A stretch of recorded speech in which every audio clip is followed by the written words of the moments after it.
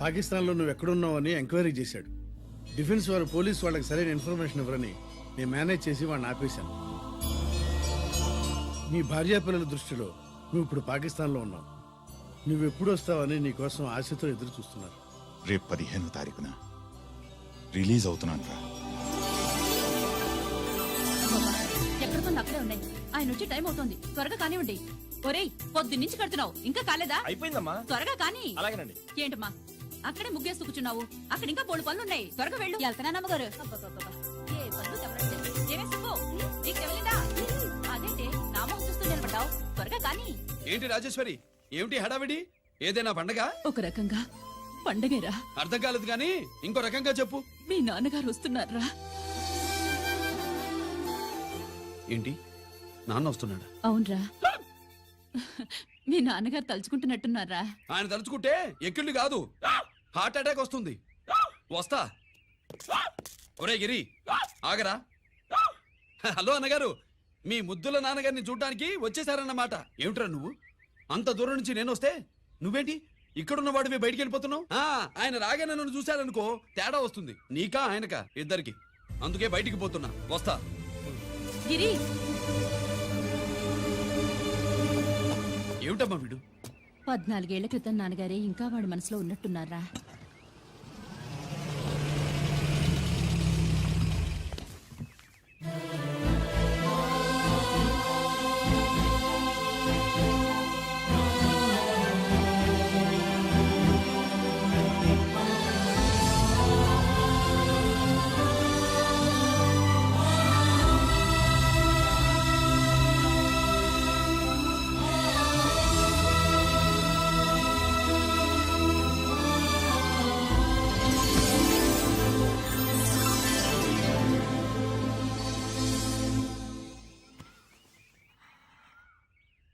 ఏంటి నాన్నగారు అది? నేను వచ్చేసరికి నిన్నెలా చూడాలనుకున్నాను అలాగే చూశాను కదా, అందుకే. సుబ్బు, వెళ్ళి హారతి పళ్ళని తీసుకురా. అలాగే.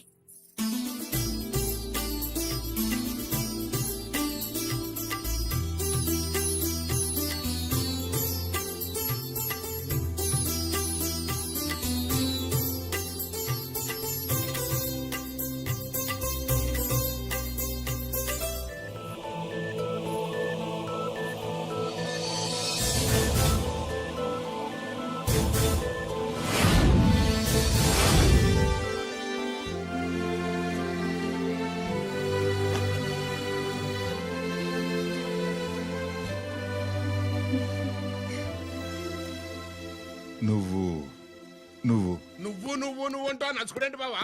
నా కూతురు సుబ్బలక్ష్మి. పక్కన గిరుండాలే. ఏడివాడు? మీరొస్తున్నారని కొబ్బరికాయ కొట్టడానికి గుడికెళ్ళాడండి. అలాగా, వాణ్ణి చూడాలి.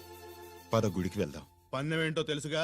ఒకే గోలీతో ఒకే ఛాన్స్ లో కుండని పగలగొడితే కుండకి 100. ఓకేనా? ఓకే గాని అన్నా, ఈసారేంటి కప్పులు వదిలేసి డబ్బుల మీద పడ్డావు? సుబ్బులకి కొత్త డ్రెస్ కొనిద్దాం అనుకుంటున్నా. ఒరే లక్కీ, ఒక్కసారి నీ లక్కీ హ్యాండ్ తో దీన్ని టచ్ చేయరా.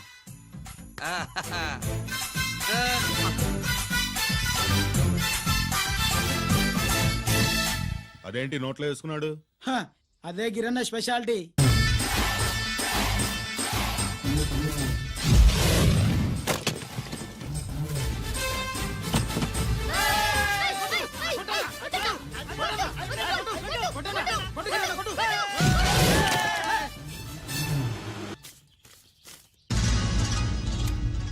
ఏంట్రా ఇది? నెల కోళమా? మిగతా 500 నా దగ్గర లేవు. మర్యాదగా 3 అంకెలు లెక్కెట్టేలోగా ఇవ్వకపోతే నాకు 3 అవుద్ది, ఆ తర్వాత నీకు 3. 1 2 3.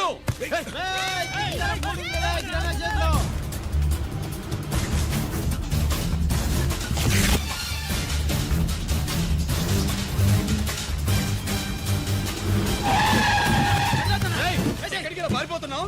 దొరికావు. తీరా డబ్బు తీ బయటికి. 500 బయటికి తీరా, నరికేస్తా.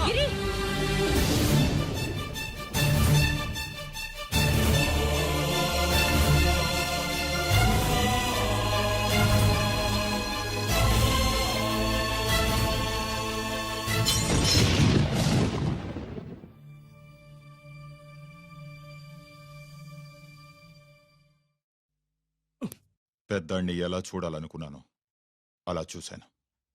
వీణ్ణి ఎలా చూడకూడదనుకున్నాను అలాగే చూశాను. ఏం చేసావురా? నేనేం చేయలా, ఈయనే మొత్తం చెడగొట్టాడు. ఈ రోజు ఈయన వల్ల 500 లాసు. చూసావా, 500కి ఇచ్చిన విలువ కూడా నాకు ఇవ్వట్లేదు. విలువల గురించి మీరు మాట్లాడద్దు. 14 ఏళ్ళు ఎక్కడున్నారో తెలీదు. ఉత్తరాలు లేవు, ఫోన్ పలకరింపులు లేవు. ఎట్లా ఉంటాయిరా? మీ నాన్న ఏమన్నా జైల్లో ఉన్నా ఖైదీ అనుకుంటున్నావా? సెల్ ఫోన్లు ఏవి సప్లై చేయడానికి? పాకిస్తాన్ యుద్ధ ఖైదీ. వీడింతే మారడు. మీరు మారారా? ఆ ఎక్స్ట్రాలే వద్దనేది. ఎగస్ట్రాగా పుట్టినోడని కదా, ఎగస్ట్రాలే ఉంటాయి. ఏంట్రా గిరి, మాటకు మాట అని నాన్నగారికి కోపం తెప్పిస్తావు? నేను ముందే చెప్పాగా రాగానే నాతో పెట్టుకుంటాడని. నా దృష్టిలో కుటుంబం అంటే మీరు ముగ్గురే. మీరు హ్యాపీగా ఉండండి. తప్పుకో, పెద్ద చొప్పొచ్చాడు. దమ్ముంటే నాతో గెలు. పందరికి రెడీయా? రెడీయే. పందెం ఏంటో? ఈ సోడాని ఓపెనర్ తో పని లేకుండా చేత్తో ఓపెన్ చేసి ఎత్తిన సోడా తెచ్చకుండా గడగడా తాగేయాలి. తాగితే 200 ఇస్తా. అంతొద్దు, ఇంకో మాట చెప్పు. 500 ఇస్తా. అయితే ఓకే. అవునరా, లక్కీ గాడు ఎక్కడా? ఇంకా రాలేదన్నా. అన్నగిరిన లక్కీ వాళ్ళ అమ్మ నాన్న ముగ్గురు చచ్చిపోయారన్నా. అందరూ పురుగుల మందు తాగేశారన్నా.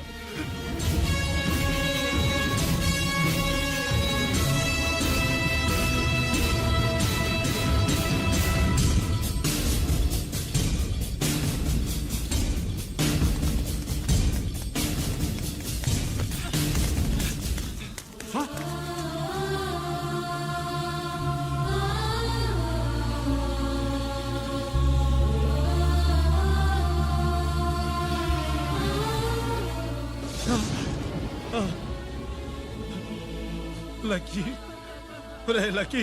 అందరిలాగే పాపారావు కొట్లో ఎరువులు తెచ్చి పొలంలో చల్లాడు. పంట పాడైపోయింది. ఇదేంటయ్యా అని పాపారావు నిలదీసి అడిగితే నీ దిక్కున్న చోట చెప్పుకో అని కొట్టాడంట. పంట పండకపోతే బ్యాంక్ అప్పు ఎలా తీర్చాలనుకున్నారేమో ప్రాణాలు తీసుకున్నారు. మన ఊళ్ళో రైతులందరి బతుకులు ఇట్నే తగలబడ్డాయిరా. ఆ పాపారావు గాడు కల్తీ ఎరువులు అమ్మినంత కాలం మనం ఇలాంటి చావుల్ని చూడాల్సిందేరా. వాళ్ళు పోవటమే కాకుండా అనవసరంగా పసిపిల్లని కూడా తీసుకుపోయారు.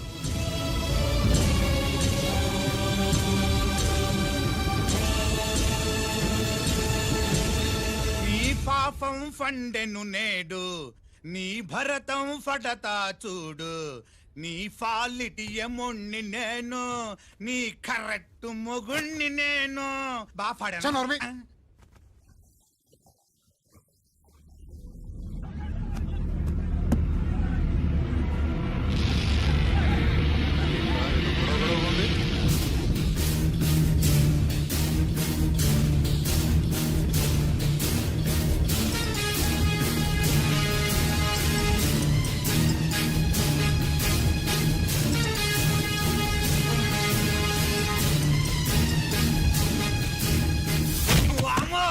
ఈ పగిలిపోయింది.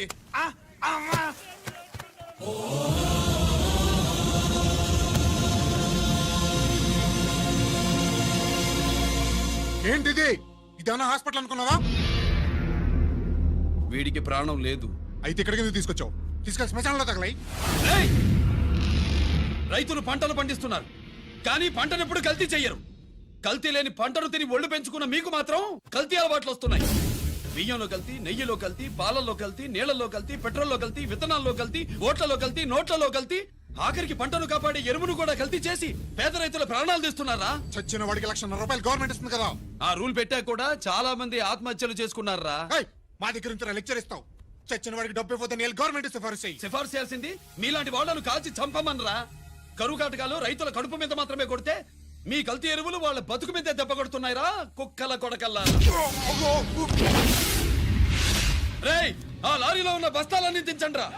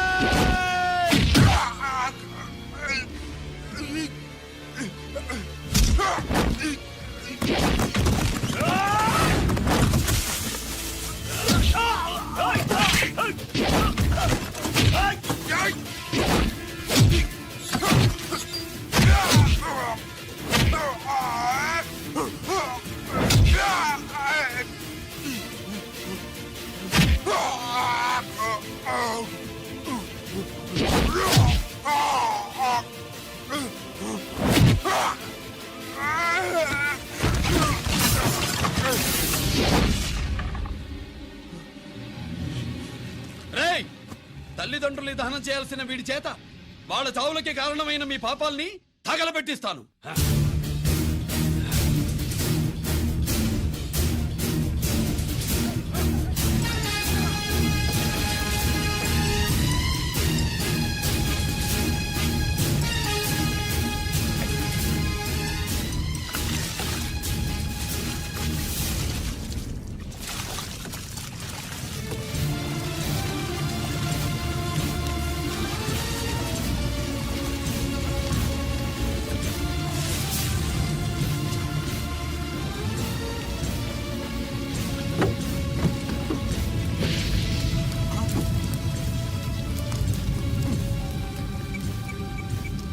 Police station.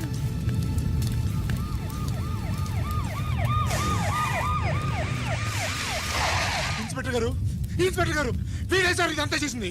ఎవడో చచ్చాడని చెప్పి జనాలందరినీ వేసుకొచ్చి మమ్మల్ని అందరినీ కొట్టి నా బస్తాలని తగలబెట్టేశారు సార్. ఏంటి నువ్వేనండి ఇవన్నీ గాలి చేసినది?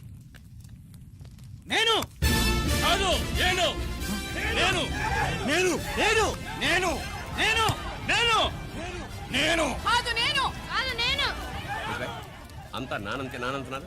వీటికి అల్లూరి సీతారామరాజు ఫ్యామిలీకి ఏదైనా కనెక్షన్ ఉన్నదా? ఈందే ఆయన జిల్లానండి. అయినా మనకెందుకు సార్, నేనంటే నేనని ఇంతమంది అంటున్నారు. మన స్టేషన్లో 2 సెల్సే ఉన్నాయి. షార్ట్ సర్క్యూట్ అయిందని రాసుకుని కేసు మూసేద్దాం. నేను ఐడియా అడిగినా అడుగుతారా అని చెప్పామండి. అంటే నాకు ఒరిజినల్ గా ఐడియాలు రావనే?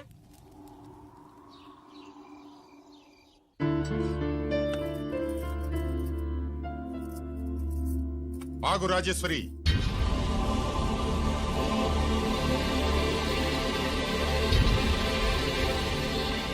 నా ప్రశ్నలకి సమాధానం చెబితేనే ఈ రోజు వాడు అన్నం తినాలి. ఎలా కనపడుతున్నాను మీకు? 10 ఏళ్ల పసిబిడ్డలాగానా? గిరి, నువ్వు ఆగమ్మా. ఆయన బెత్తం పట్టుకుంటే చేయి చాపడానికి, గడియారం పెట్టి నిమిషాలు లెక్క పెడితే ముద్దలు మింగడానికి నేను ఇంకా పసిబిడ్డను కాదు. అదే అదే అలా అడ్డంగా మాట్లాడితేనే ఇంట్లో నుంచి వెళ్ళగొడతాను. మీరు లేకుండా 14 ఏళ్లు బతికాం, అది మర్చిపోకండి. ఏంట్రా నీ ఆవేశం? జనాన్ని పోగేసుకెళ్ళి అరుంధతి ఫెర్టిలైజర్స్ ని ఎందుకు తగలబెట్టావురా? పాపారావుని తగలబెట్టడం బాగోదు గనుక. చూసావా, చిన్నప్పుడు కత్తి దొరుకుంటే చంపేసేవాణ్ణన్నాడు. ఇప్పుడు తగలబెట్టడం బాగోదు గనక వదిలేశానంటున్నాడు. వీడిలో మనిషి కాదు, హంతకుడున్నాడు. తప్పు చేసిన వాడిని చంపిన రాముణ్ణి, కృష్ణుణ్ణి దేవుళ్ళుగా ఈ దేశంలో కొలుస్తున్నప్పుడు, తప్పు చేసిన వాడిని వర్గశత్రువుగా నరికేస్తున్న తీవ్రవాదులతో ప్రభుత్వం సంధి సంభాషణలు చేస్తున్నప్పుడు, ఒక రైతు కుటుంబం చావుకి కారణమైన పాపారావు మీద నేను తిరగబడితే తప్ప? నువ్వెవడివిరా తిరగబడ్డానికి? పోలీసువా? ఆ పోలీసులే మాకు రక్షణ కల్పించండి బాబోయ్ అని రోడ్డు మీద ఊరేగింపులు చేస్తున్నారు. పోలీసులు వచ్చినప్పుడు నీ టైం బాగుండి నేరం మేమే చేశామని జనం ఒప్పుకున్నారు గనక నువ్వు తప్పించుకున్నావు. లేకపోతే ఈ పాటికి ఇక్కడ కాదు, కట్టకటాల వెనకుండేవాడి. బాగా గుర్తు చేశారు. అసలు ఈ ఇంటికంటే నాకు జైలే బెటరు. ఏంట్రా ఆ మాటలు? లేకపోతే ఏంటమ్మా, గడ్డి తింటున్న పశువును కూడా మనిషి అదిరించాడు. అటువంటిది అన్నం తింటున్న నన్ను? గిరి, గిరి,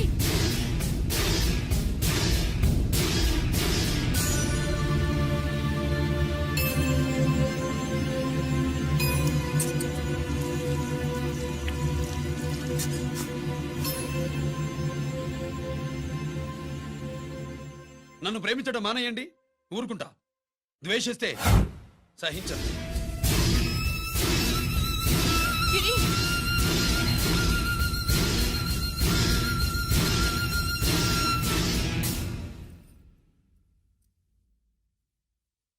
వాడిలా అయిపోయాడేంటే?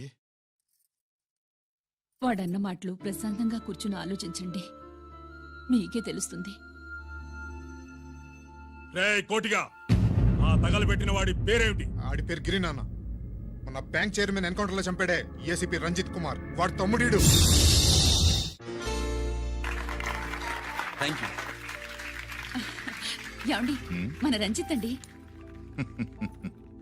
మనం డబ్బు డిపాజిట్ చేసుకున్న బ్యాంకు బోర్డు తిప్పేస్తే ప్రభుత్వం పట్టించుకోలేదు. మన బతుకులు వీధిన పడితే మన గోడు వినిపించుకోలేదు. అలాంటి పరిస్థితుల్లో బ్యాంక్ చైర్మన్ అక్రమంగా దాచుకున్న లంచం డబ్బును మనందరికీ సమానంగా పంచిచ్చిన ఆఫీసరు శ్రీ రంజిత్ కుమార్ గారు. ఆయనకు చేతులెత్తి నమస్కరిస్తున్నాను. రంజిత్ కుమార్ గారు లాగా అందరూ తమ బాధ్యతల్ని గుర్తించి సక్రమంగా నిర్వహిస్తే మన దేశం ఎంతో పురోభివృద్ధిని సాధిస్తుంది. జీతాలు తీసుకోవటమే మన డ్యూటీ అనుకునే వాళ్ళు కోకొలలుగా ఉన్న ఈ రోజుల్లో మన డ్యూటీని సక్రమంగా నిర్వహించిన నిజమైన ఆఫీసరు మన రంజిత్ కుమార్ గారు. ఆయన చేసిన ఈ సహాయం అంధకారంలో ఉన్న ఎన్నో కుటుంబాల్లో వెలుగు నింపింది.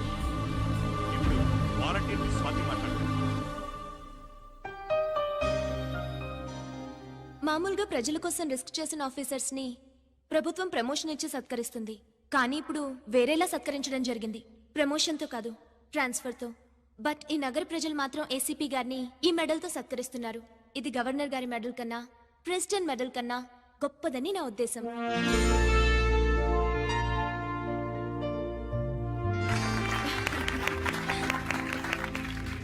ఏమండి, మీది ప్రెసిడెంట్ ఆఫ్ ఇండియా మెడల్ ఉండాలి కదా, అది ఎక్కడుంది? అది లేదు రాజేశ్వరి, ఏమైందండి? పోయింది, పోగొట్టుకున్నాను. అదేమిటండి అంత విలువైన మెడలు? పోయిందని చెప్తున్నాను కదా, విసిగించకు.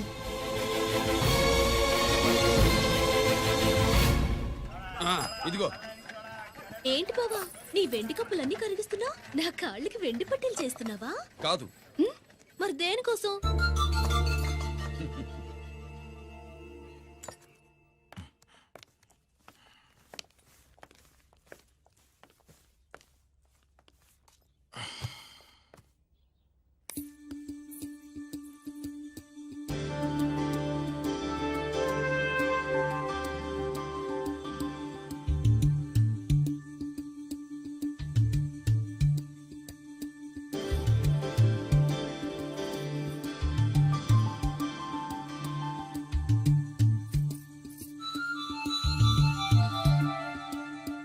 ఏమండి, మీ ప్రెసిడెంట్ మెడల్ పోలేదండి, అదిగో అక్కడే ఉంది చూడండి.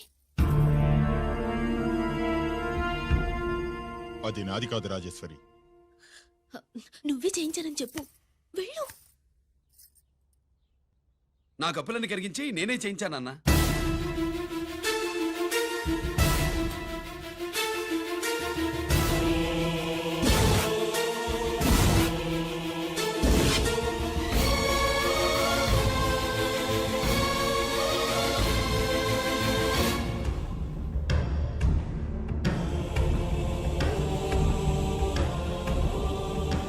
Mr. Chakravarti, surrender all your medals, including the President's Gallantry Award. Including the President's Gallantry Award. No!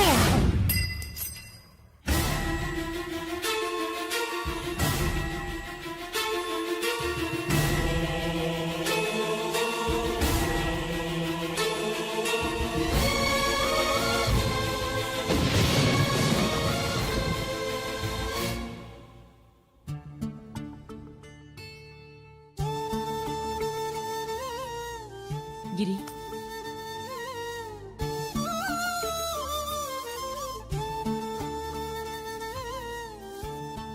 మీ నాన్నగారి మెడలో ఈ మెడల్ వేసే రోజు రావాలంటే ముందు నువ్వు ప్రయోజకుడు అవ్వాలి.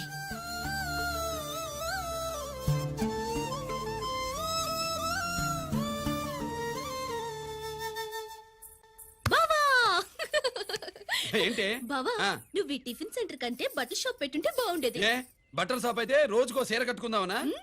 ఇదిగో, ఏ పని చేయకపోతే తప్పు గాని ఏదో ఓ పని చేయడం గొప్పేనే. సోతా ఉండు, త్వరలో తిని 5 నక్షత్రాల హోటల్ చేస్తాను. బావా, నీ ఫస్ట్ టైం రిబ్బన్ కొస్తున్నందుకు చాలా ఆనందంగా ఉంది. కావాలంటే ఈ రిబ్బన్ లో ముక్క కోసుకుని నీ జడలో పెట్టుకో గాని హోటల్ ఓపెనింగ్ చేసేది మాత్రం నువ్వు కాదు. రంజితాన్ని వచ్చేసాడు. స్వాతి,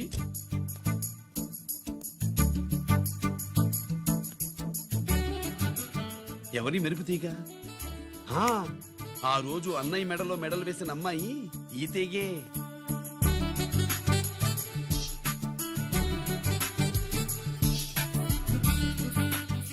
రా అన్నయ్య. ఏం శుభులు బాగున్నావా? బాగున్నాను. గిరి, స్వాతి. హాయ్. ఒరే అన్నయ్య, కత్తిలా ఉంది నీ నవ్వా. టైం అవుతుంది, ముందు రిబ్బన్ కట్టింగ్. పద.